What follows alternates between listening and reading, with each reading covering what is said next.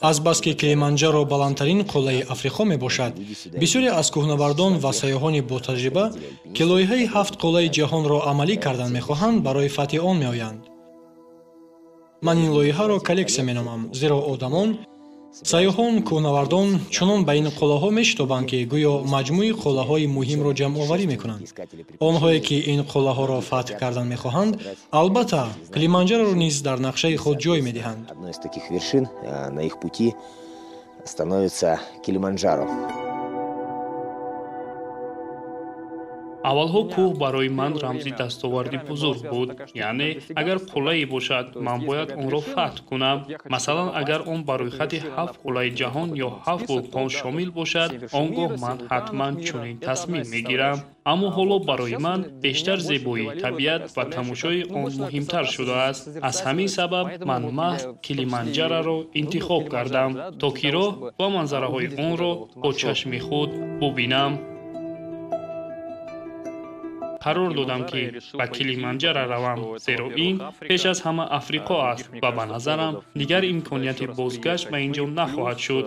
Инчунин баландии кӯҳ ҳам муҳим аст. Ман имконият ва тавоноии худро ба ҳисоб гирифта қарор додам ки метавонам ба ин қулла бирасам. дар бораи Килиманҷаро як андешаи саҳл вуҷуд дорад. ман онро саҳли андешаҳои интернет меномам. дар тамоми интернет навишта шудааст ки фатҳи ин кӯҳ хеле осон аст. албатта аз рӯйхати лоиҳаи 7 қуллаи ҷаҳон ин кӯҳи дастрастарин ва барои оғози фатҳи қуллаҳои ин коллексия беҳтарин мебошад. аммо биёед фаромӯш накунем ки баландии Килиманҷаро 5895 метр аз сатҳи баҳр аст, ки тақрибан 6000 метрро ташкил медиҳад. ва 6000 метр бовар кунед, дар Африқо ҳам 6000 метр боқӣ мемонад ва ин ҷо низ аломатҳои бемории кӯҳӣ ва норасоии оксиген эҳсос хоҳанд шуд. ин болоравӣ кори осон нест ва барои он бояд ҳам ҷисман ва ҳам рӯҳан омода буд. бо ҷиддият муносибат намуд ва мисли дигар кӯҳҳо бо эҳтиром ба он назар кард. Относиться к этой горе с уважением, как к любой другой горе.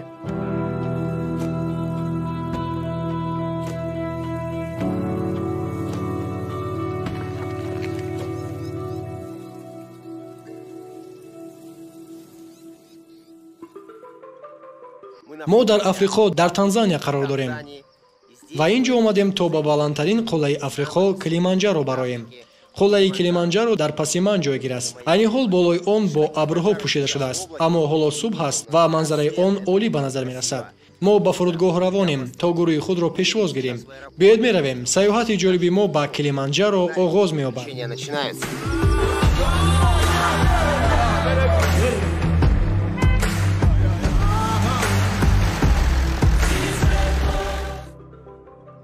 мо дар фурудгоҳи байналмилалии Килиманҷаро ҳастем.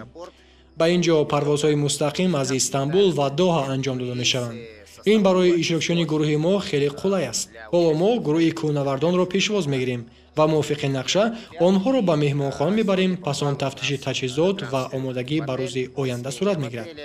зеро пас фардо мо расман ба кӯҳ хоҳем баромад. Уже к завтрашнему дню, потому что завтра мы уже стартанем в горы.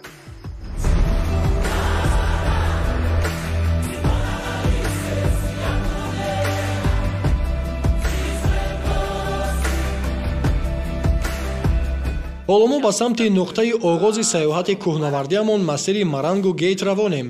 он дар баландии 1086 метр аз сатҳи баҳр ҷойгир аст. мо бошем дар баландии 1150 метр қарор дорем, яъне дар тӯли ин роҳ андаке дигар аз сатҳи баҳр баланд хоҳем рафт. сафар тақрибан 2 соат давом мекунад ва боз дар худи Марангу Гейт тақрибан 1 соат вақтамонро мегузаронем. то он вақт борҳоро мекашем, тақсим мекунем, ҳуҷҷатҳоро пур мекунем, ҳаққи хизматрасониҳоро пардохт менамоем ва ҳамин тавр дар он ҷо якбора хӯроки нисфирӯзӣ мехӯрем. баъд аз он пиёда ба нуқтаи аввалини шабгузаронии худ равон мешавем. роҳи дарозро тай мекунем хулоса ва эҳтимолан шабона ба он ҷо мерасем. аммо мушкиле нест, ҳама чароғ дорем, барои ҳамин мо ба ин сафар омодаем. пас меравем.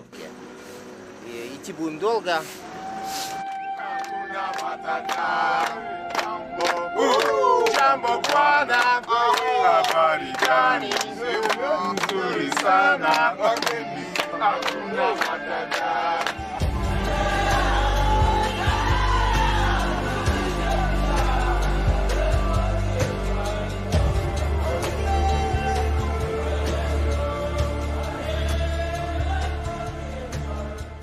мо ба нуқтаи оғози хатсайри Марангогейт расидем. аз ин ҷо қисми пиёдагузари сайёҳати мо оғоз мешавад. баландии ин ҷо 1086-1070 метр аз сатҳи баҳр мебошад. ҳоло дар ин ҷо таом мехӯрем, ҳама чиро омода мекунем ва тадриҷан роҳи худро идома медиҳем.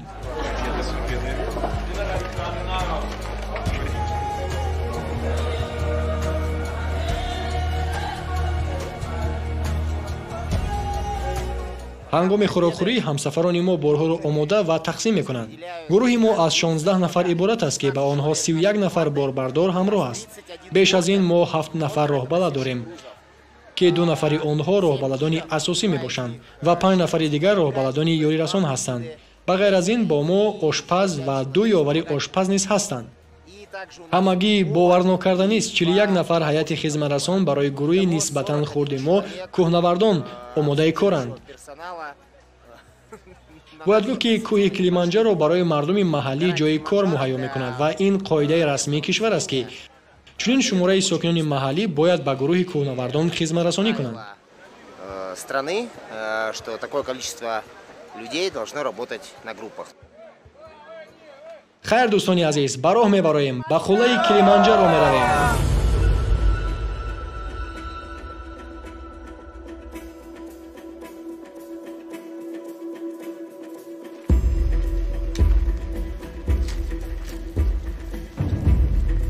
ҳиссиёт аъло, рӯҳияи баланд. ман фикр мекунам ки ҳама чиз хуб хоҳад шуд. мо то пойгоҳи Мандарахат меравем. масофа тақрибан 11 километр аст ва вақти сафар 5-7 соатро дар бар мегирад.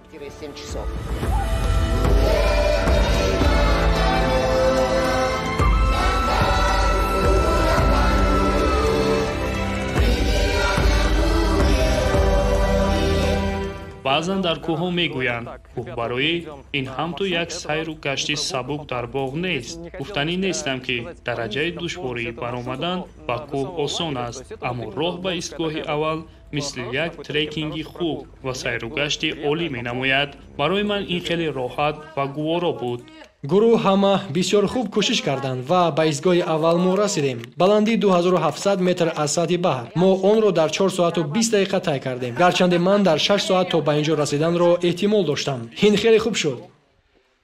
ба мақсад расидем. аввал чандон осон набуд, аммо ман хушҳолам. дар муқоиса бо кӯҳи Арарат ки дар тирамоҳ он ҷо будем, ин ҷо хеле тоза аст ки хеле писандам омад. мо ба пойгоҳи Мандарахат расидем ки дар баландии 2700 метр аз сатҳи баҳр ҷойгир аст. ин ҷои аввалини шабгузаронии мост дар шароити аҷоиб бароҳат ва гуворо. ман умедворам ки ғуриши палангони ин ҷо моро аз хоб нороҳат нахоҳанд кард. мо дар зарфи 4 соат ба ин ҷо расидем. ман фикр мекунам ки ин суръати хуб аст. ҳаво олӣ, шароити пойгоҳ гуворост ва ман хушбахтам. ҳамаи шумо бо ман розӣ ҳастед, бачаҳо? бале, капитан. ҳоло мо чой менӯшем, кулчақан мехӯрем ва то шом мунтазир мешавем. хӯроки шом соати 7 хоҳад буд. ба пеш. Всё, погнали.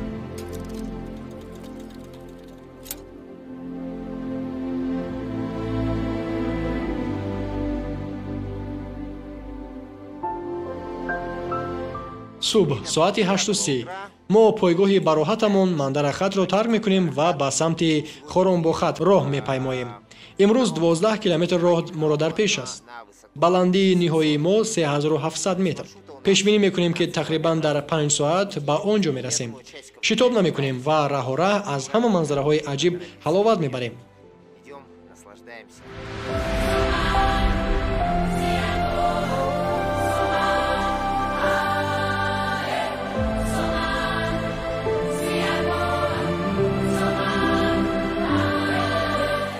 чӣ зебо ва ниҳоят Килиманҷаро бо қулаи баландтаринаш қулаи Ухуру дар пеши назар намоён шуд ки мо ба он ҳаракат мекунем.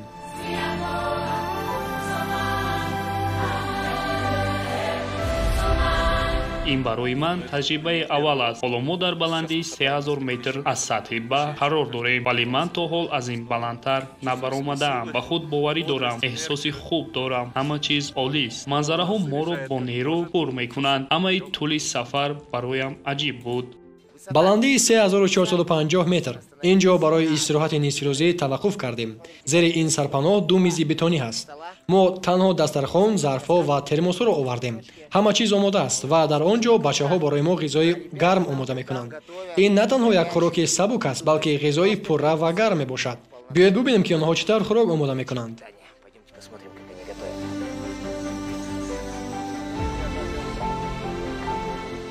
ҳар кӯҳ фазои махсуси худро дорад, ки пеш аз ҳама онро одамони маҳаллӣ месозанд. Они готовы для этого сделать всё. инҷо одамон бо тамоми вуҷуди худ табассум мекунанд. ҳар як ишора, ҳаракат ва нигоҳашон аз самимият ва меҳрубонӣ саршор аст. ин чиз маро сахт ба ҳайрат овард. Вот это зацепило.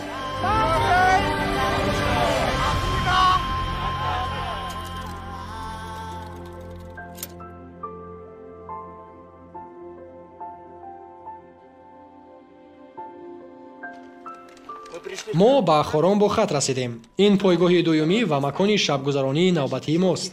баландии он зиёда аз 3700 метр аз сатҳи баҳр мебошад. дар ин ҷо мо ду шаб мемонем. фардо мо барои мутобиқшавӣ боло мебароем ва пас боз ба ин ҷо бармегардем. ин акнун хонаи мо барои 2 рӯзи оянда аст. ин ҷо ҳама чиз зебо ва хеле тоза аст. роҳҳои мураттаб ва зебо дорад. аввалан мо аз ҷангалҳо гузаштем. ҳоло роҳ тағйир ёфт. аммо манзараҳо ҳамеша нав мешаванд. ин чиз хеле хушоянд аст. ман худро хуб ҳис мекунам ва умед дорам ки то охир ҳамчунин мемонад.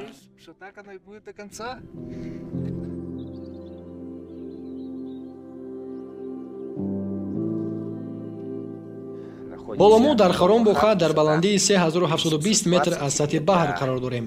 ин пойгоҳи миёнаи масири мо марангу гед мебошад. ин ҷо ҳама чиз хеле хуб ташкил карда шудааст.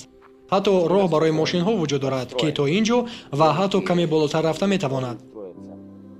ҳама маводи сохтмонӣ ва сайёҳонро бо мошин ба ин ҷо овардан ва ё бурдан мумкин аст. ин албатта имконияти хуб аст, гарчанде ки шахсан ман онро чандон дӯст намедорам. аммо аз дигар ҷиҳат ҳама чӣ олист. ин ҷо хонаҳои бароҳат сохта шуданд ва фикр мекунам ки барои шароити муҳайёшуда дар баландии 3700 метр аз сатҳи баҳр беҳтарин аст. масири марангу гед ягона масирест ки дар он сайёҳон дар хоначаҳо зиндагӣ мекунанд. дар дигар масирҳо хаймаҳо истифода мешаванд, ки ҷолибияту кайфияти хоси худро доранд. аммо баъзан дар хоначаҳо зиндагӣ кардан дар муҳити кӯҳсор низ лаззати дигар дорад.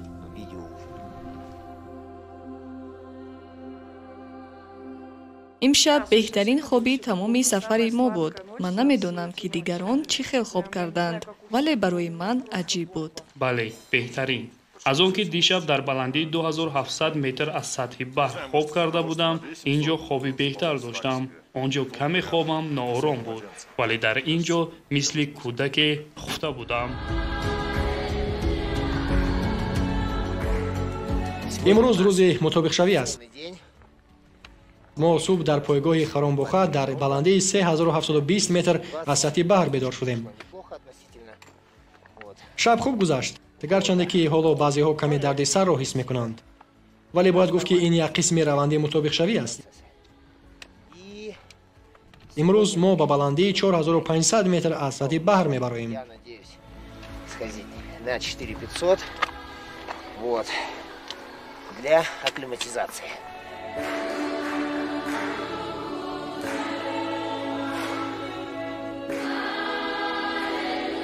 мо дар баландии 4000 метр ҳастем, ё ҳатто каме бештар, 4430 ё 4450 метр аз сатҳи баҳр.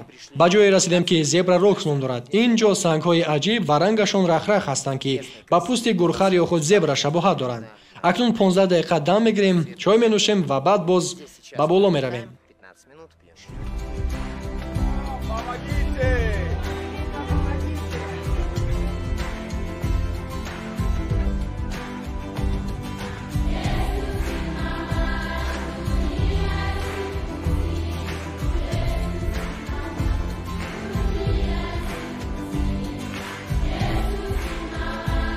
мо ба баландии 4500 метр аз сатҳи баҳр мебароем. Аз ин ҷо манзараи аҷиби вулқони Килиманҷаро кушода мешавад. аз ин нуқта ҳатто пойгоҳи эҳтиётӣ намоён аст. дар пеш моро як роҳи кӯтал бо 1000 метр баландӣ интизор аст, вале ин чандон барои ман тарснок нест. мо зиндагиро бо тамоми лаззатҳояш эҳсос мекунем.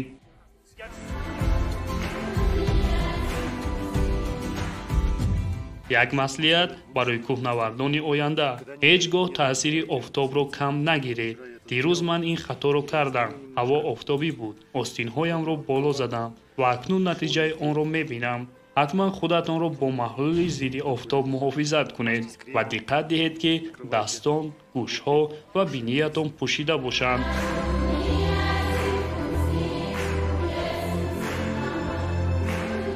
имрӯз мо ба баландии 4400 метр аз сатҳи баҳр расидем. дар ин ҷо мо як соат истодем, чой нӯшидем, суҳбат кардем, ҳикояҳо нақл намудем, ҳазлу шӯхӣ гуфтем ва хулоса ҳоло бошад хеле болида хотир ҳастем. имрӯз ба мо бо обу ҳаво ва дидани манзараи қуллаи Килиманҷаро бахти бузург даст дод. аз ин рӯ мо аз обу ҳаво шикояте надорем. ҳоло ҳамамон хуб пеш меравем. ман низ аз ин ҳама хеле ҳаловат мебарам.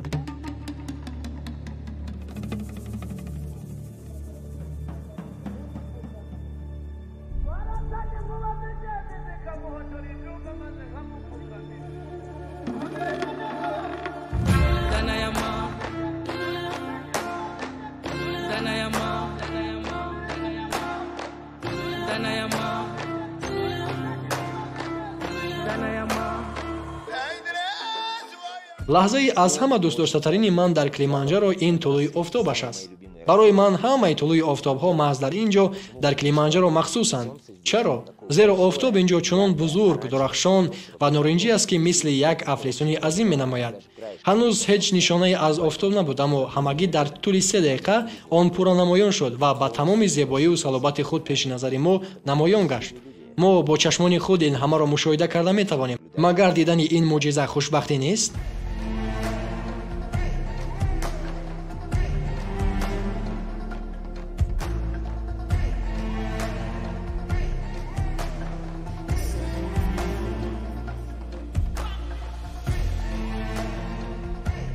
ҳоло омодагӣ мебинем. ман аллакай тайёр шудам ва мунтазирам ки дигарон низ ҷамъ шаванд.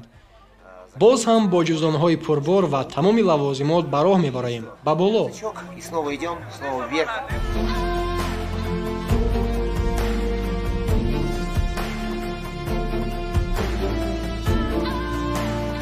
имрӯз мо ба баландии 4700 метр аз сатҳи баҳр баромада ба пойгоҳи Кибохат меравем, ки пойгоҳи эҳтиётии мост. он ҷо мо шабро пурра намегузаронем, балки то шомгоҳ истироҳат мекунем. ман аз нафарони хизматрасон хоҳиш кардам ки барои мо хӯроки шомро барвақттар омода кунанд. умедворам ки то соати 4-4:30 бегоҳ ҳама чиз омода мешавад. ин ба мо имкон медиҳад ки барвақт хӯрок хӯрда каме истироҳат кунем. соати 11 шаб субҳона мекунем ва соати 12 яъне нисфи шаб ба роҳ мебароем. умедворем ки кӯҳ моро ба меҳмониаш қабул хоҳад кард. бояд ёдовар шавам ки гарчанде дар интернет фатҳи Килиманҷаро осон ном бурда мешавад, баландиаш 5895 метр аз сатҳи баҳр аст, яъне қариб 6000 метр. ва 6000 метр дӯстон, бовар кунед, новобаста аз макон 6000 метр мемонад. албатта ташвиш доштам, зеро ним соли охир омодагии ҷисмониро комилан партофта будам ва метавон гуфт қариб тамоман омода набудам. дар баъзе мавридҳо ҳангоми боло рафтан хастагии зиёд ҳис мекардам. баъзан мушкил буд. ман нигарон будам ки шояд натавонам то ба боло расам, аммо баъдан ин шубҳаҳо аз байн рафтанд. чӣ рӯй дод намедонам, вале якбора дарк кардам ман бояд то нуқтаи охир боло рафта боз саломат ба поён фароям.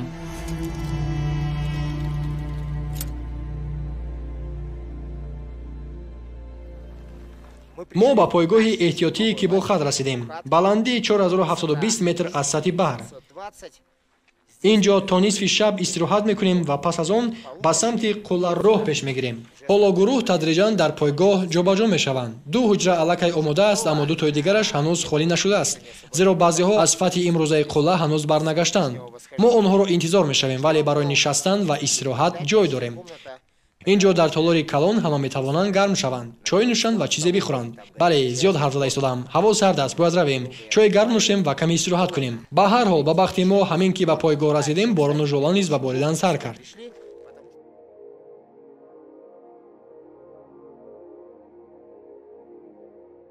субҳи барвақт соат 11 шаб аст.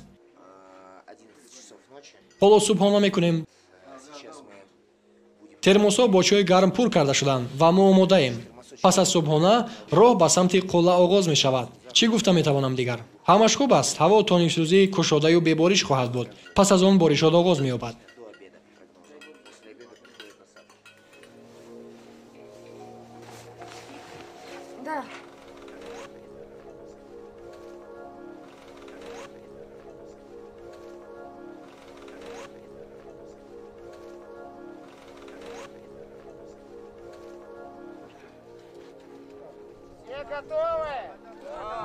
ҳама омодаед қаҳрамонҳо ва қаҳрамондухтарон, зеботаринҳо ва шерони қулла. мо ба пеш ҳаракат мекунем. оҳиста вале устуворона роҳ меравем. ба сӯи қуллаи Килиманҷаро. мо бояд ҳадди ақал то субҳ дар канори даҳанаи вулқон бошем. Будет рассвет утром. Нам надо хотя бы на кратере быть.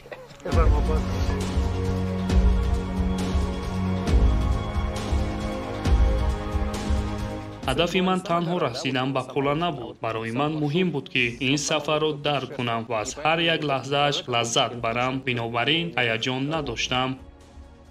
худи роҳ мушкил набуд, балки мушкилӣ дар он буд ки ҳаракат шабона сурат мегирифт, вақте ки бадан хоб рафтан мехоҳад. ин ҳолати муқаррарӣ нест, зеро мо ба чунин реҷа одат накардаем. ман роҳ мерафтам.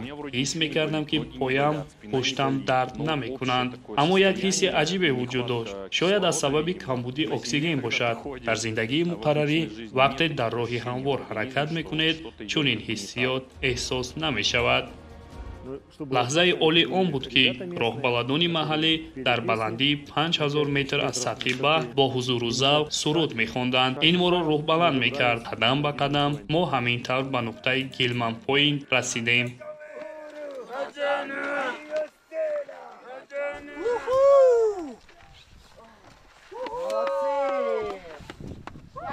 ин нуқтаи аввали танаффусамон аст. 15 дақиқа истироҳат карда, сипас роҳамонро идома медиҳем ва қад-қади даҳанаи вулқон роҳ меравем.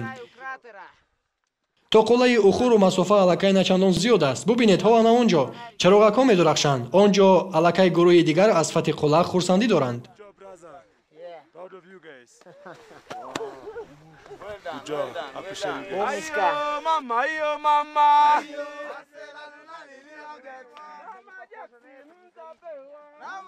вақте ки ба он ҷо расидем, ҳама ба сурудхонӣ шурӯъ карданд. хурсандӣ доштанд. ман фикр кардам, наход, мо ин корро кардем. вале вақте ба лавҳаи нишондоди баландӣ нигоҳ кардам, фаҳмидам ки ҳоло мо то охир нарасидаем.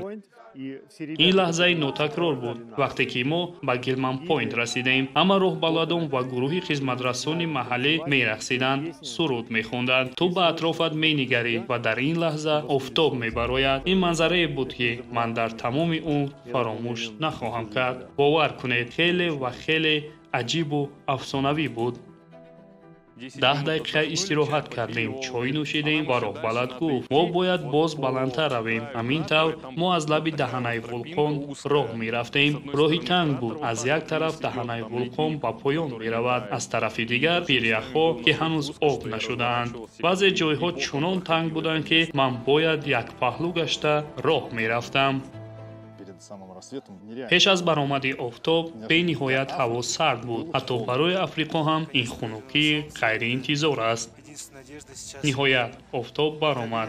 ягона умед барои гарм шуданам монд. офтоб ба тозагӣ аз уфуқ пайдо шуд. хоҳиш мекунам, моро гарм кун. ин хушбахттарин лаҳзаи сафар аст, вақте ки офтоб мебарояд ва бо нурҳои ҷонбахшаш ба мо гармӣ медиҳад. хастагӣ комилан маро фаро гирифт. нафаскашӣ хеле душвор буд. ман эҳсос мекардам ки ман ҳатман ин корро мекунам. ҳатто агар лозим ояд ки бо зону роҳ равам. ҳатто агар пас аз ин зарур шавад ки маро бо чархбол фароранд, ман ба қулла хоҳам расид. ман ин корро мекунам.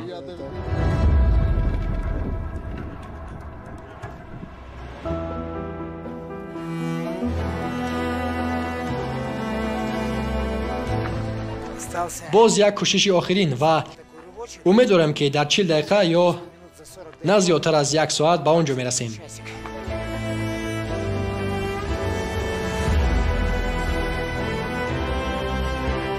کوهبرایی هیچ گاه آسان نیست، خصوصاً وقتی که قریب 6000 متر بلندی دارد.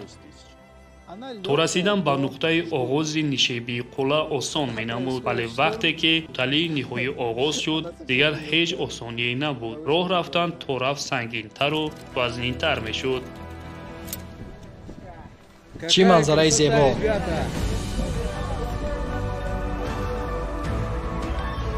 با هممون آفرین، ما قهرمانیم. این یک احساسی باورنکردنی بود. من حیران بودم که چطور من در اینجا قرار گرفتم. تا حال باوریم نمی آید. من می خواهم اولین فتح قلعه خود را به دخترم و همسر دوست داشته‌ام بخشم. در هیجانم احساسات مرا پورا فرا گرفته است. با همسرم خبر دادم که همش خوب است. ما همیشه یک جای سفر میکردیم. این اولین و یگانه سفری من به اوست. او همیشه مرا دستگیری میکرد، حتی در آن جایهایی که اینترنت دسترس نبود. با من پیام ها میفرستاد، ولی این تجربه نو بود وقتی که همسفری دائمیم مرا همراهی نداشت.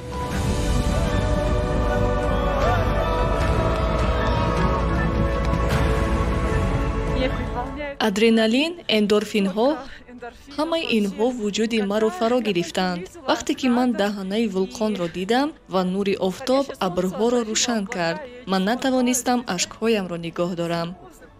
من گریستم. این واقعا غیر انتظار بود. خوشبختم که من این لحظه ها را احساس کردم.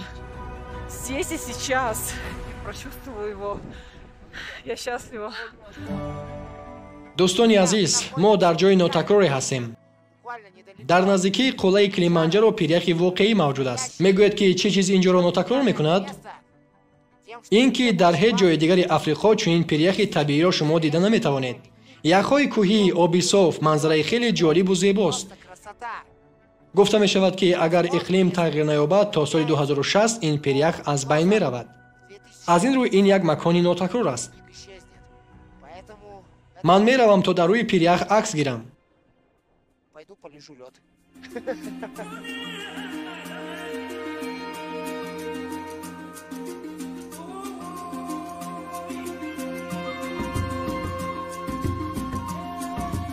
ما از قله بلندترین افریقا کلیمانجارو به پایان فرآمده ایستاده‌ایم. این خیلی مهم است که قوه خود را برای فرآمدن حفظ کنیم، زیرا کوه را با موفقیت فتح شده حسابیدن ممکن نیست تا آندمی که همه سلامت به پایان نرسند. از این رو نوبست از خرسندی رسیدن به قله حال و هوشیاری را از دست دادن ضرور نیست، زیرا همین قدر راه دیگری دراز به پایان ما را در پیش است.